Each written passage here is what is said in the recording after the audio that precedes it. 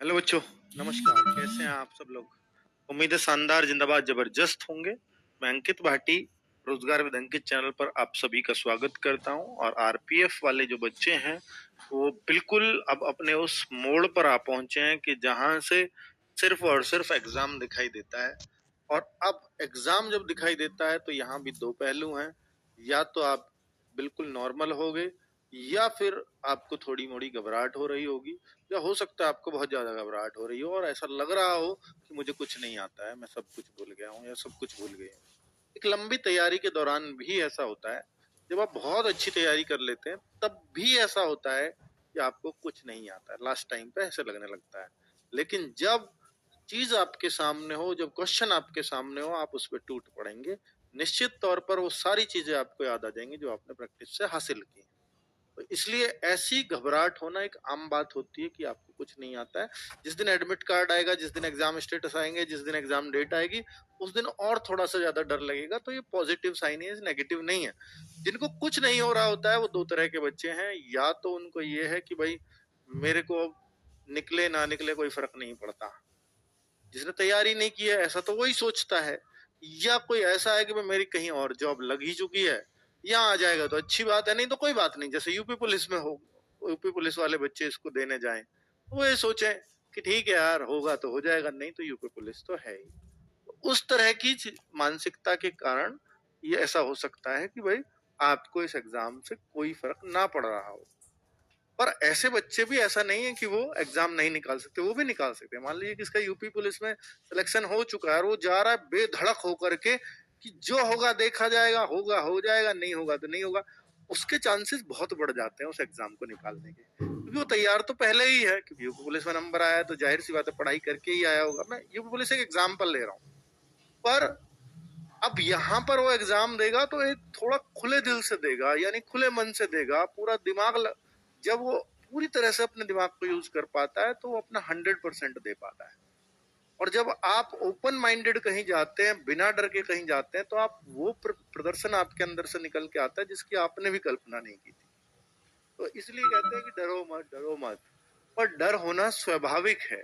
अगर आप बेरोजगार हैं और आपने सब कुछ इसी एग्जाम पे डिपेंड या दाव पे लगा दिया है तो फिर आपके अंदर थोड़ी घबराहट होनी तय है।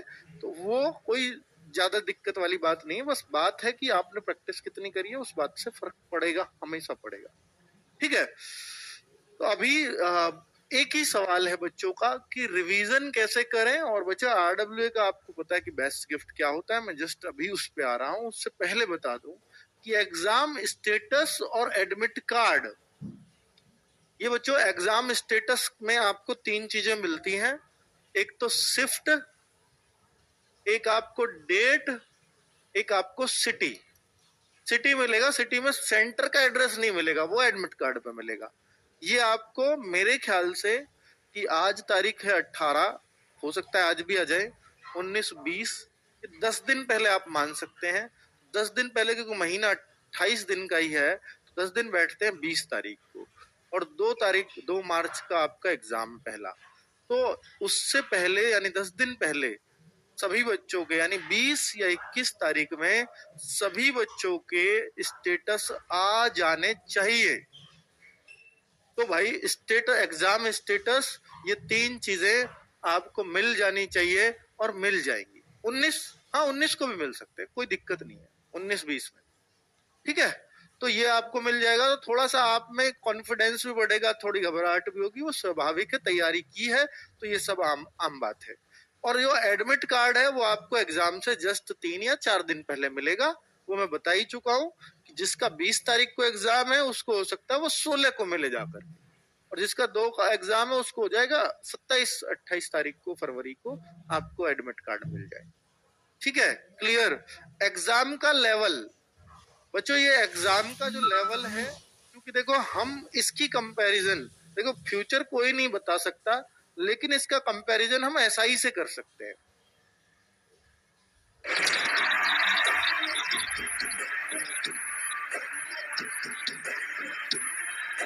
नाव में बैठकर जाल फेंकना बहुत आसान है।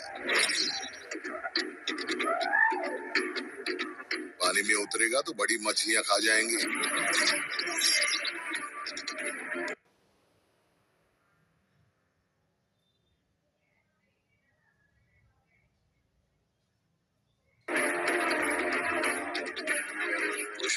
नाम सुन के फ्लावर समझे क्या? फायर है मैं।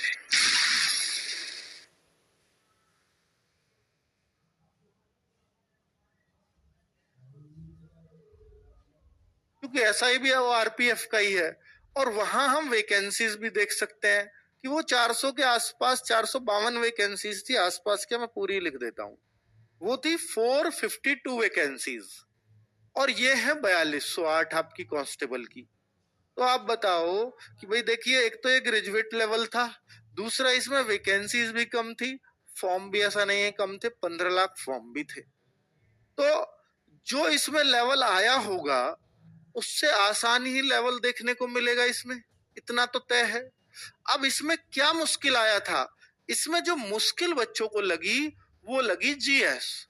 बच्चे कह रहे थे कि सर 25 क्वेश्चन कर पाना बहुत मुश्किल हो रहा था।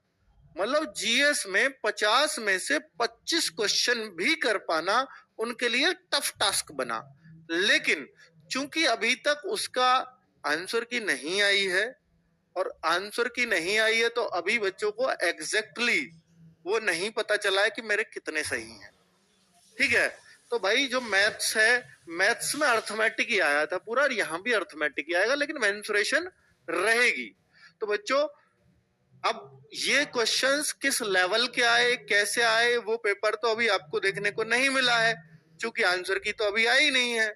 और जब वो नहीं आई है तो ये अंदाजा लगा पाना कि वो 25 करने लायक था या 30 करने लायक था, वो बच्चों के अकॉर्डिंग ही हमें लगाना पड़ेगा, क्योंकि बच्चों ने ही, अच्छा आ गया, सॉरी मैं गलत बोल रहा हूँ, आंसर की आ गया है। हाँ ठीक है, आंसर की इसकी आ चुकी है, मैं इसमें डाउटफुल था। हाँ ठीक है बच्चों, तो ये 25 क्वेश्चन लायक ही था, तो मतलब ये मेरे टीचर्स का ही जवाब होगा। तो 25 क्वेश्चंस लायक ये आंसर की रही है। तो अब आप ये मान सकते हैं कि जाहिर सी बात है कि यहां भी हो सकता है जीएस आपको परेशान करे। मैथ रीजनिंग यहां भी परेशान नहीं कर रहे थे बच्चों को, तो इतना तो स्पष्ट है कि इसमें भी मैथ रीजनिंग उतने मुश्किल तो नहीं आएंगे। तो जीएस यहां भी परेशान कर सकती है। अब यहाँ पे कितना स्कोर सफिशियंट था सर आरपीएफ एसआई में?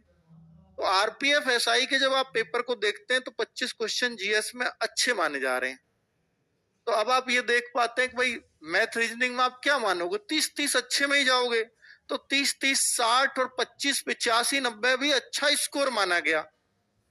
अब ये उससे अगर थोड़ा सा लेवल डाउन भी जाते हैं तो भी 90 क्वेश्चन बहुत अच्छा माना जाना चाहिए, क्योंकि यहाँ वैकेंसीज भी ज्यादा है, बच्चे भी ज्यादा पास होंगे फिजिकल के लिए।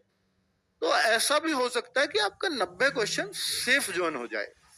तो आप अपने माइंड में कोई टारगेट लेकर के मत जाना, मेरी आपसे रिक्वेस्ट है कि कोई ऐसा टारगेट सेट करके मत जाओ अपने माइंड में कि भाई कितना मुझे एग्जाम को क्लियर करना है ना, या मैं 100 क्वेश्चन ही करूंगा या मैं 105 ही करूंगा।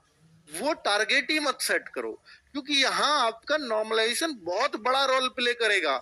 हो सकता है एक पेपर थोड़ा आसान आ गया और एक पेपर थोड़ा क्या बहुत मुश्किल भी हो सकता है, तो फिर वो नॉर्मलाइजेशन में बराबर होंगे, क्योंकि जितने ज्यादा पेपर उतना ज्यादा नॉर्मलाइजेशन के अंतर के चांसेस रहते हैं। जरूरी नहीं आए, पर ये चांसेस ज्यादा रहते हैं, क्योंकि जब पेपर बनाने वाला है, अगर वो 2 पेपर बनाएगा या 2 दिन वाले पेपर बनाएगा तो उसके चांस रहेंगे वो सेम सा रख देगा लेवल।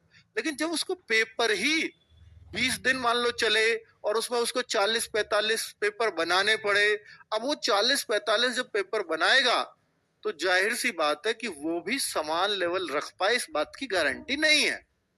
कोई बहुत ज्यादा अंतर भी हो सकता है, थोड़े थोड़े अंतर से एक पे बहुत ज्यादा अंतर भी जा सकता है। तो इस वजह से जो नॉर्मलाइजेशन में अंतर ज्यादा होने के चांसेस रहते हैं जब एग्जाम बहुत ज्यादा दिन चलता है। ठीक है, तो इसमें नॉर्मलाइजेशन थोड़ा बड़ा खेल करेगा इसके मुकाबले।